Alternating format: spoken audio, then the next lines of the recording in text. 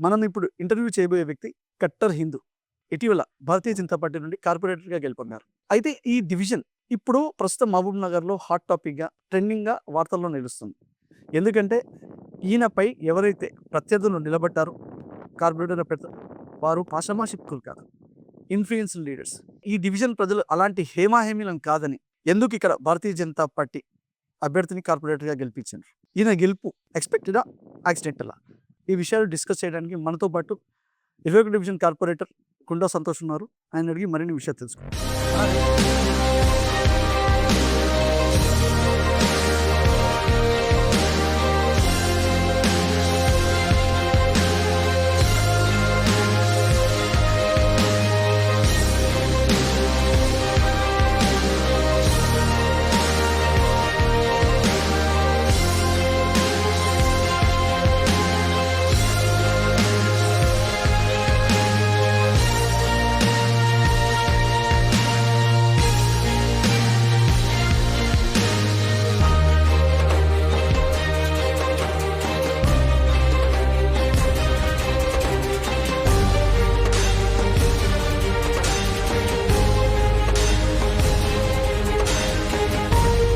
జై శ్రీరామ్. జై శ్రీరామ్. మొదటగా కంగ్రాచ్యులేషన్స్. Thank you. అన్నా మనం 21 డివిజన్ తీసుకుంటే ఇక్కడ 3100 ఓట్లుంటే 704 ఓట్లు మీకు పోలైనాయి. అవును. 139 ఓట్ల మెజారిటీతో మీరు గెలిచారు. మీరు ఎలా ఫీల్ అయ్యారు? చాలా ఆనందంగా ఉంది. ఇక ప్రతి ఒక్కరికి గెలుపు అనేది ఒక తియ్యటి అనుభూతిని ఆస్వాదిస్తున్నాం. అయితేనా ఈ 21 డివిజన్ శ్రీనివాస్ కాలనీ ఇవన్నీ చూసుకుంటే 3100, 3097, 3100 ఓట్లున్నాయి కదా! అవును. అయితే ఇక్కడ ఎక్కువ ఎడ్యుకేటెడ్ ఉంటారు, ఎంప్లాయీస్ ఉంటారు. కానీ ఇక్కడ పోలింగ్ పర్సెంటేజ్ చూసుకుంటే 55% పోలింగ్. అసలు ఎందుకు అంత సిటీలలో ఎవరైనా సరే ఓటు విలువ తెలిసున్నారే పోవాలి, ఓటేయాలి. ఎందుకు అంత తక్కువ ఓటు పోలింగ్ అయింది? మరి ఈ ఓటు పర్సెంటేజ్ పెంచడానికి మీరేమన్నా కార్యక్రమాలు చేపట్టలేదా? జనాలకు అవగాహన పెంచలేదా? ఎందుకు ఓటు అంత పోలింగ్ అంత పర్సెంటేజ్ తక్కువైంది? యాక్చువల్‌గా ఇక్కడ కొంచెం ఎడ్యుకేటెడ్ కాలనీ అండి ఇది. ఇక్కడ ఉన్నవాళ్ళు చాలామంది కొంచెం పెద్ద చదువులు చదవడానికి బెంగుళూరు లాంటి సిటీలకెళ్ళడం, కొంతమంది వేరే వేరే కంట్రీలలోకెళ్ళడం, వాళ్ళని చూడడానికి పేరెంట్స్ వెళ్ళడం, ఇట్లా రకరకాల కారణాల వల్ల కొంతవరకు ఓటింగ్ పర్సెంటేజ్ తక్కువయింది. ఉన్న వాళ్ళందరికీ కూడా మరీ పదే పదే మీరు ఓటు ఎవరికేసినా పర్వాలేదు, కాకపోతే వచ్చి ఓటేయండి అని చెప్పేసి మేము ప్రతి ఒక్కరికి అప్పీల్ చేయడం జరిగింది. దీనిలో భాగంగా కొంతమంది నార్త్ ఇండియన్స్ ఇక్కడ వచ్చి పని చేసుకునే వాళ్ళ ఓట్లు కూడా చాలా మటుకు ఒక 100, 150 ఓట్ల దాకా ఉన్నాయి. వాళ్ళు ఆ సమయంలో వచ్చి ఈడ ఉండొచ్చు. తర్వాత కాలక్రమేణా వాళ్ళు ఇక్కడ లేరు. సో, ఇవన్నీ కొన్ని ఓట్లు తీపియాల్సొస్తది. దాని గురించి మేము అధికారులతోటి మాట్లాడుతున్నాం. ఎందుకంటే రాబోయే కాలంలోనైనా సరే ఓట్లు ఎక్కువ కనిపించి పర్సెంటేజ్ తక్కువ కావడం ఇది ఎవరికి కూడా మంచిది కాదు. బోగస్ ఓట్లే దాదాపు ఒక 400, 500 ఉన్నట్టు సమాచారం నిజమా అది? నా దృష్టిలో అయితే ఒక 150 ఓట్ల దాకా ఉన్నాయి. 150-200 ఓట్ల దాకా అయితే ఉన్నాయి. ఇది గతంలో ఎవరు రాపిచ్చిర్రో మాకైతే తెలవదు. మాకు ఓటర్ లిస్ట్ వచ్చిన తర్వాత మేము వెరిఫై చేస్తే ఇక్కడ లేనటువంటి వాళ్ళ ఓట్లయితే 200 ఓట్ల దాకా మేము ఐడెంటిఫై చేసినాము. దీని గురించి ఆర్‌డీఓ గారితో కూడా మేము మాట్లాడేది ఉంది. అయితేనా ఇప్పుడు ప్రస్తుతం ఈ 21 డివిజన్ మహబూబ్ నగర్‌లో హాట్ టాపిక్‌గా మారింది. ఎందుకు అంటే ముఖ్యంగా మీ పైన నిలబడ్డ వ్యక్తులు. అంటే ఈ ఏరియాలో భారతీయ జనతా పార్టీ నుండి మీరు నిలబడితే బీఆర్ఎస్ పార్టీ నుండి కట్టా రవికిషన్ రెడ్డి గారు. ఆయన ఇంతకుముందు ఇక్కడ కౌన్సిలర్‌గా చేశారు. అదేవిధంగా డిప్యూటీ సర్పంచ్‌గా కూడా ఇక్కడ చేశారు. సో, ఇక్కడ ప్రజలకు ఆయనకు పరిచయం అవసరం లేని పేరు. బాగా అందరికీ దగ్గర, అంటే మంచి రిలేషన్ ఉంది ఆయనకి. సెకండ్ థింగ్, కాంగ్రెస్ రూలింగ్ పార్టీలో ఉంది. కాంగ్రెస్ పార్టీ అభ్యర్థి చూస్తే ఆహ్, రాజేందర్ రెడ్డి గారు. ఆయన ఉద్యమకారుడు. అదేవిధంగా ఉద్యోగ సంఘ నాయకుడిగా కూడా ప్రజలకు సుపరిచితుడు. ఆ ఇద్దరు హేమాహేమీలు. ఆ ఇద్దరిని కాదని మీరు ఎలా గెలవగలిగారు ఈ ఏరియా? కటార విశ్వరెడ్డి గారు ఆల్రెడీ 2 సార్లు కౌన్సిలర్ చేశారు అతను. ఒక్కసారి ఉప సర్పంచ్ కూడా చేశారు. అయితే నేను యాక్చువల్‌గా పోటీదారుడుగా రవికిషన్ రెడ్డిని మాత్రమే చూసుకున్నా. రాజేందర్ రెడ్డి గారిని నేనంత గట్టిగా తీసుకోలేదు. ఎందుకంటే ఆయన కొంచెం ప్రజలలో ఉండని వ్యక్తి. ఉద్యమకారుడంటే ఆ టైంలో చేసుండొచ్చు. కాలక్రమేణా ఆయన తర్వాత ప్రజలలో ఎక్కువ శాతం మమేకంగా లేడతను. ప్రజలు ఎవరైతే పిలిస్తే పలుకుతారో వాళ్ళ వెంట ఉంటారనేది నాకు తెలిసి అదొక్కటే జరుగుతది ప్రజల మధ్యకి వెళ్ళినప్పుడు. ఒకటి రవికిషన్ రెడ్డి గారు. తర్వాత నేను. మా ఇద్దరి మధ్యలోనే పోటీ ఉంటదనుకున్నా గానీ, సెకండ్ ఆప్షన్‌లో రాజేందర్ రెడ్డి గారొచ్చారు. మరి అది ఆయన ఆ కాంగ్రెస్ పార్టీ కంటే పెట్టేట్టుగా కొంతమంది మైనార్టీ ఓట్లు కాంగ్రెస్ పార్టీకి తప్పకుండా ఇస్తాం. ఆ విధంగా ఆయన సెకండ్ ఆప్షన్‌లోకి వచ్చిండొచ్చు. కానీ రాజేందర్ రెడ్డి గారిని నేను అంత సీరియస్‌గా తీసుకోలేదు. రాజేందర్ రెడ్డి గారు ఎవరితో కూడా అంత మమేకంగా ఉండడతను. మేమొచ్చి ఇన్నేళ్ళయింది కాలనీకొచ్చి కూడా దాదాపు ఒక 5, 6 ఏళ్ళు అయితుందనుకుంటా శ్రీనివాస్ కాలనీ ఇల్లు కట్టుకొని వచ్చి కూడా. ప్రజలలో ఎప్పుడొచ్చి చూసింది లేదు నేను. ప్రజలతో మాట్లాడింది లేదు. కాబట్టి నేను ఆయనను అంత సీరియస్‌గా తీసుకోలేదు. ఇక్కడ ఒక గట్టి ఆరోపణ ఏమి వినబడుతుంది అంటే, అసలిక్కడ అంటే రాజేందర్ రెడ్డి గారే పలు ఇంటర్వ్యూస్‌లో కూడా మాట్లాడుతున్నారు. సోషల్ మీడియాలో కూడా మనకు కనబడుతుంది. ఏంటి అంటే 100% ఇక్కడ నేను గెలుస్తుంటి. కానీ మా కాంగ్రెస్ పార్టీకి సంబంధించిన కొందరు కోవర్ట్ రాజకీయాలు చేశారు. కాబట్టి నేను గెలవలేదు. వాళ్ళు భారతీయ జనతా పార్టీకి సంబంధించి గుండా సంతోష్‌కి హెల్ప్ చేసిండ్రు కాబట్టి నా ఓటు బ్యాంక్ కూడా చేజారింది. లేకపోతే నేను ఇక్కడ గెలిచే క్యాండిడేట్ అంటున్నా. సో, అది ఎంతవరకు వాస్తవం? నిజంగా కాంగ్రెస్ పార్టీలో ఉన్న చాలామంది మీకు సపోర్ట్ చేసినందుకు, ఆయన కాదని మీకు సపోర్ట్ చేసినందుకు మీకు గెలిచిండ్రా? అంటే మీ గెలుపుని ఒకానొక స్థాయిలో ఇది ఎక్స్‌పెక్టెడ్ కాదు యాక్సిడెంటల్. అంటే ఆయన గెలుపనేది ఆయన కూడా ఊహించింది అన్నట్టు అంటున్నాం. అది ఎంతవరకు వాస్తవం? భారతీయ జనతా పార్టీలో పుట్టినప్పటికెళ్ళి అంటే రాజకీయాల్లో పుట్టినప్పటికెళ్ళి నేను భారతీయ జనతా పార్టీలో ఉన్నా.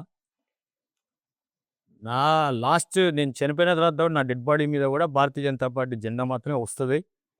అంత కమిట్మెంట్ ఉన్న పార్టీలో పనిచేస్తున్నాం మేము. వీళ్ళు పూటకో పార్టీలో మారి, పూటకో పార్టీలో తిరిగేటోళ్ళు వీళ్ళు. వీళ్ళ క్యాడర్ ఆ పార్టీలో మాత్రమే ఉండొచ్చు. రకరకాల సమయాలలో రకరకాల పార్టీలు మారే వ్యక్తులకు మాకు కంపారిజమే ఉండదు. ఫస్ట్ ఆఫ్ ఆల్ కాంగ్రెస్ పార్టీకి సంబంధించిన వ్యక్తులు ఎవరైనా నాకు సపోర్ట్ చేస్తారంటే వాళ్ళకి దండం పెట్టి వద్దనే చెప్తా నేను. ఎందుకంటే మాదొక సిద్ధాంతపరమైన పార్టీ. రేపటినాడు వాళ్ళ హెల్ప్ తీసుకొని మళ్ళీ వాళ్ళకి మేము ఇంకేదో చేయాలని అట్లాంటివి ఏమైనా ఉంటాయని చెప్పేసి ఫస్ట్ ఆఫ్ ఆల్ వాళ్ళకి దండం పెట్టి అట్లాంటి పనులకు మేము చాలా దూరంగా ఉంటాం. మా దగ్గర నీట్‌గా రాజకీయం ఉంటది. నీట్‌గా ఉంటది. అంతే తప్పించేసి ఒకరిని మోసం చేసి ఒకరికి పని చేసుకోవడం అట్లాంటివి నేను పట్టించుకోను ఇవన్నీ. భారతీయ జనతా పార్టీ పట్ల ఒక రకమైన గాలనేది వచ్చింది. భారతీయ జనతా పార్టీ మీద ఒక నమ్మకం అనేది ప్రజలలో ఏర్పడింది.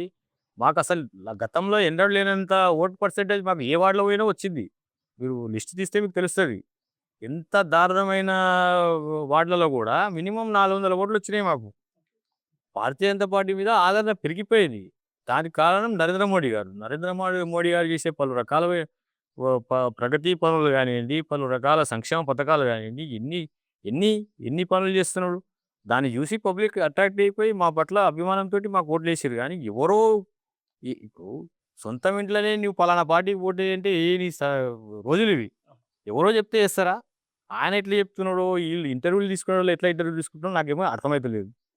ఆయన మాట్లాడే మాటలు వాళ్ళ వ్యక్తిగతంగా ఏమైనా ఉంటే ఉండొచ్చేమో గానీ, దాన్ని నా గెలుపుకు వాళ్ళకు సంబంధమే లేదు. మీది జాయింట్ ఫ్యామిలీ గదా! గుండా మనోహర్ గారు మీ అన్నయ్య. అయితే ఆయన ఎన్ఎం శ్రీనివాస్ రెడ్డికి నీడలాగా, ఎన్ఎం శ్రీనివాస్ రెడ్డికి అన్ని విధాలుగా సహాయపడుకుంటూ కాంగ్రెస్ పార్టీలో మెయిన్‌గా క్యాంప్ ఆఫీస్‌లోనే ఉంటుంటారు. మరి ఆ వ్యక్తి కాంగ్రెస్ పార్టీ బలపరిచిన రాజేందర్ రెడ్డి గారికి సపోర్ట్ చేసిండ్రా? లేకపోతే ఇంట్లో మీరు తమ్ముడు భారతీయ జనతా పార్టీ నుండి కార్పొరేటర్‌గా నిలబడ్డారు. మీకు సపోర్ట్ చేశారు.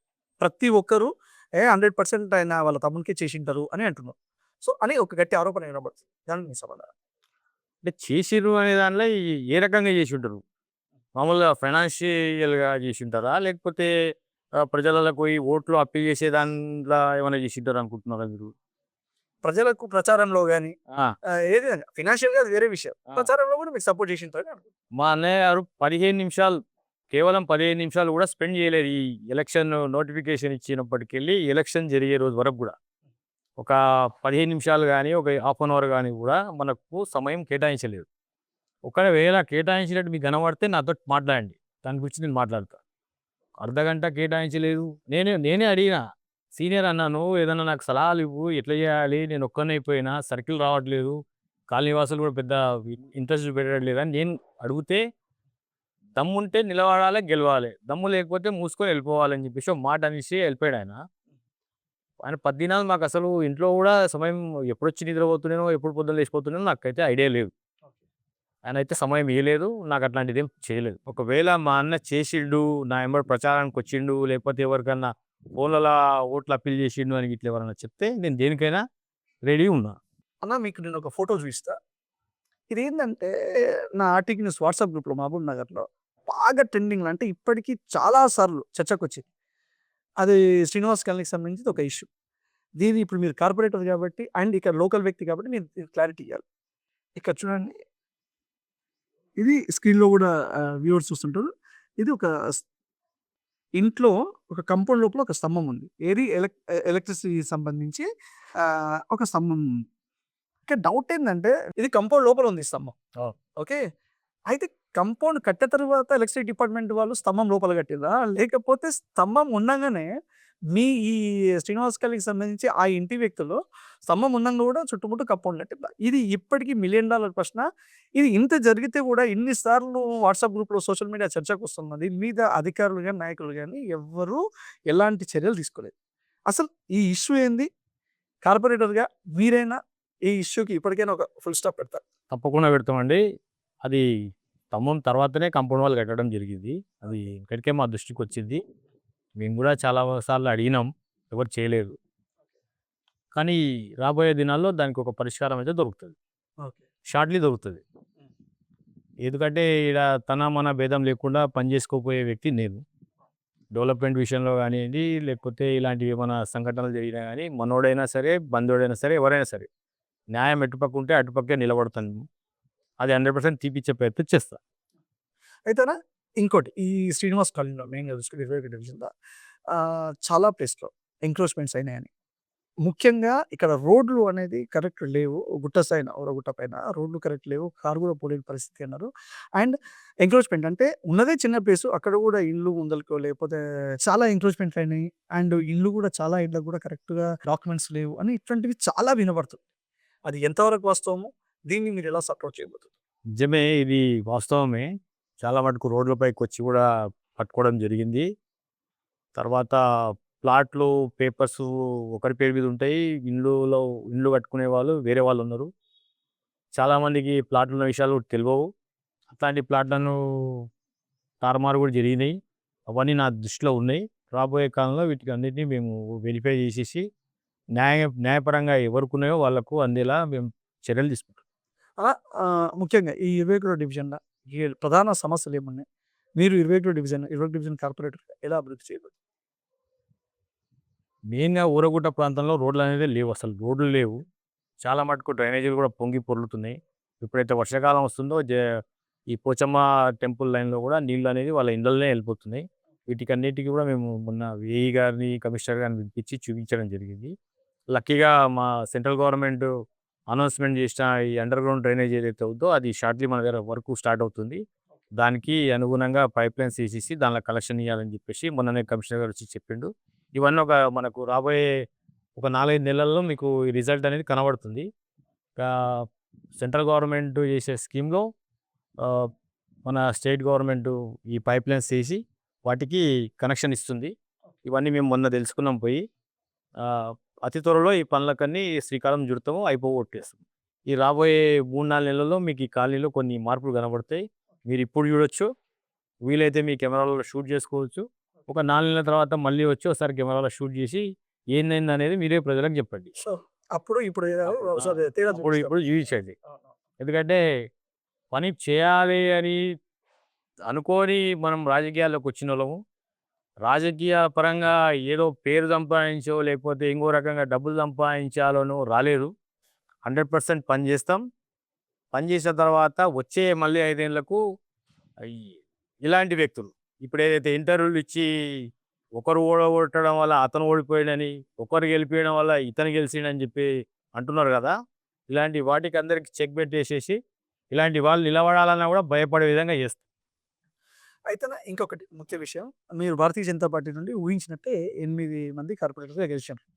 అయితే దీంట్లో ఫ్లోర్ లీడర్ ఎవరు అనేది ప్రతి ఒక్కరి లోపల ఇప్పుడు ఒక ప్రశ్న తలెత్తుతుంది. అయితే మీరు కూడా భారతీయ జనతా పార్టీని ఫ్లోర్ లీడర్ రేస్‌లో ఉన్నట్టు సమాచారం. అది ఎంతవరకు వాస్తవం? భారతీయ జనతా పార్టీ అనేది క్రమశిక్షణ కలిగిన పార్టీ. దానిలో పనిచేసే ప్రతి ఒక్కరు కూడా క్రమశిక్షణతోటే ఉంటారు. మాకు కావాలని మేము అనిపిస్తది అడుగుతాం. ఎవరిని అడుగుతాం? పార్టీ ప్రెసిడెంట్‌ని అడుగుతాం. అయ్యా! ఫ్లోర్ లీడర్ అవకాశం ఏమైనా ఉంటే ఇవ్వండి అని చెప్పేసి అడుగుతాం. అల్టిమేట్‌గా పార్టీ ప్రెసిడెంటే డిసైడ్ చేస్తాడు. పార్టీ ప్రెసిడెంట్ పలానా పేరు చెప్పేసి ఇతను ఫ్లోర్ లీడర్ అంటే ఆ మాటకు కట్టుబడి ఉండే వ్యక్తులం మేమందరం కూడా. ఇక వేరే ఆలోచన ఉండదు. 8 మందైనా సరే, ఎవరైనా సరే. పార్టీ డిసైడ్ చేస్తే పార్టీ అంతే. పార్టీ ఇది నేను ఎందుకు అడుగుతున్నానంటే, పార్టీలో సీనియర్స్ ఉన్నారు. ఉండంగా కూడా మీరు ఇంకొక వ్యక్తి కూడా మాకు కూడా ఇవ్వండి అవకాశం అని అడిగిందని సమాచారం. సో, సీనియర్స్‌ని కాదని ఫస్ట్ టైమ్ మీరు ఇప్పుడు కార్పొరేటర్‌గా గెలిచిన అంటే ఇంతకుముందు కౌన్సిలర్‌గా కూడా చేయలేదు. సో, మీకెట్లా ఇస్తారు అనుకుంటున్నారు? ఇప్పుడు నితిన్ నవీన్ గారు ఉన్నారండి మా కొత్త ప్రెసిడెంట్. జాతీయ అధ్యక్షులు నితిన్ నవీన్ గారు ఉన్నారు. జస్ట్ 46 ఏండ్లు. ఆయన కంటే ముందు సీనియర్స్ చాలా మంది ఉన్నారు. టాలెంట్ ఉంది, చేయగలుగుతాడని నమ్మకం ఉంది. ఇచ్చి సీనియర్‌లా, జూనియర్‌లా అనేది క్వెషన్ ఉండదు. టాలెంట్ ఉందా లేదా అనేది మాత్రమే చూస్తారు. ఆ ఉద్దేశంతోటి అడగడం జరిగింది. ఈ సీనియర్ లెక్కన పోతే ఉండి అది జూనియర్‌లకి ఎప్పటికి కూడా రాదు అవకాశం. అట్లుండదు. ఏ పార్టీకి ఏ పొలిటికల్ పార్టీలో అయినా సరే వీడు చేయగలుగుతాడా లేదా మాత్రమే చూస్తారు. ఇతను జూనియరు, ఇతను సీనియర్ అనేది ఉండదు. లాస్ట్‌కొస్తే పార్టీ ఏం డిసైడ్ చేస్తే అదే. Party line is party line అంతే. మీరు భారతీయ జనతా పార్టీకెళ్ళి కార్పొరేటర్‌గా గెలిచారు. అయితే ఇక్కడ రూలింగ్‌లో ఉన్న పార్టీ కాంగ్రెస్. మరి రేపు మీకు నిధులు ఎక్కువ తీసుకొచ్చే అవకాశం ఉంటదా? ఎందుకంటే కాంగ్రెస్ పార్టీకి సంబంధించిన కార్పొరేటర్‌కి ఎక్కువిచ్చి, వేరే పార్టీ వాళ్ళకి తక్కువ నిధులు ఇచ్చే అవకాశం ఉంటదని చాలా అనుకుంటుంటారు కదా! సో, అది ఎంతవరకు వాస్తవం? మీరు నిధులు తీసుకురాగలుగుతారా? మన అదృష్టం కొద్దీ కాంగ్రెస్ పార్టీలో ఉన్నా కూడా మన శాసనసభ్యులు గారు మంచి వ్యక్తిత్వం గల వ్యక్తి. సౌమ్యుడు, చాలా మృదు స్వభావి. లాస్ట్ టైమ్ కౌన్సిల్‌లో ప్రమాణ స్వీకారం చేసేటప్పుడు చెప్పిండు. అందరిని ఈక్వల్‌గా చూస్తా అని చెప్పిండు. ఈ మధ్య కాలంలో వచ్చిన కొన్ని ఫండ్స్ వచ్చినాయి. దానికి సమానంగానే పంచుతా అని చెప్పేసి అందరికి సమానంగానే ఇచ్చిండని చెప్పేసి తెలిసింది. దానిలో భాగంగా మాకు కూడా వచ్చింది. మంచివాడు. మంచివాడని అనుకుంటున్నాము. అలాగే ఉంటాడని చెప్పేసి అనుకుంటున్నాం. సార్ ఆధ్వర్యంలోనే డెవలప్‌మెంట్ జరుగుతది. మా మేడం కూడా ఉంది. ఎంపీ గారు ఉన్నారు. ఆమె ఆమె ల్యాండ్ నిధుల ద్వారా కూడా మేము డెవలప్‌మెంట్ చేస్తాము. రాబోయే కాలంలో శ్రీనివాస్ కాలనీ 21 డివిజన్ అన్ని డివిజన్ల కంటే మంచి అభివృద్ధి పథంలో నడిపిస్తానని చెప్పేసి నేను అనుకుంటున్నా, నమ్ముతున్నా, అయితుంది కూడా. చివరగా మీ 21 డివిజన్ ప్రజలకు మీరేం చెప్పాలి? నన్ను నమ్మి, భారతీయ జనతా పార్టీని నమ్మి, కమలం పువ్వు గుర్తుపైన ఓటేసిన మీ అందరికీ మళ్ళొకసారి పేరు పేరున నా హృదయపూర్వకంగా నమస్కారాలు తెలియజేస్తున్నా. మీకందరికి కూడా నేను రుణపడి ఉన్నా. నేను అందరు జనరల్‌గా పలానా వార్డ్‌లో ఈ కులం వాళ్ళు ఎక్కువ మంది ఉన్నారు. ఈ కులం వాళ్ళకి టికెట్ కేటాయిస్తే గెలుస్తారు అని కొన్ని చాలా ఈక్వేషన్స్ ఉంటాయి. అదృష్టమో, దురదృష్టమో ఈ 21 డివిజన్‌లో మా కులం క్యాస్ట్ మామూలుగా ఎక్కడ కూడా ఎక్కువ ఉండదు. చాలా తక్కువ కులం పర్సెంటేజ్ చాలా తక్కువ మంది మేము ఉండేది. ఈ కాలనీలో మా ఇంటితో సహా ఇంకో 2 ఫ్యామిలీస్ ఉంటాయి. అన్నీ కలిపితే కూడా 14 ఓట్లు మాత్రమే ఉన్నాయి. అయినా సరే 704 ఓట్లు అంటే 704 మంది నా మీద నాకు నమ్మకంతోటి ఓట్లేసిర్రు. మీ నమ్మకాన్ని మాత్రం వమ్ము చేయను. ఎట్టి పరిస్థితుల్లో శ్రీనివాస్ కాలనీని నంబర్ 1 డివిజన్‌గా తీర్చిదిద్దుతా మీకు మాటిస్తున్నా. విన్నారు కదా! 21 డివిజన్ కార్పొరేటర్ గుండా సంతోష్ గారు. పార్టీలు ఏదైనప్పటికీ ఇక్కడ ప్రజలు కూడా వ్యక్తిని చూసారు. వ్యక్తిని చూసి ఇక్కడ కుల మతాలకు అతీతంగా నన్ను గెలిపించారు. 100% ఇక్కడున్న 60 డివిజన్‌లో మామనాడులో ఉన్న 60 డివిజన్‌లో 21 డివిజన్‌ని నేను అభివృద్ధిలో నంబర్ 1 ప్లేస్‌లో నిలబెడతారని వాళ్ళు తెలియజేస్తున్నారు. చూద్దాం. మనం ఇప్పుడు కూడా 21 డివిజన్ ఎలా ఉంది? భవిష్యత్తులో కూడా ఎలా ఉండబోతుందో మళ్ళీ ఒకసారి ఈ ఏరియాకొచ్చి మీకు చూయించే ప్రయత్నం చేస్తాను.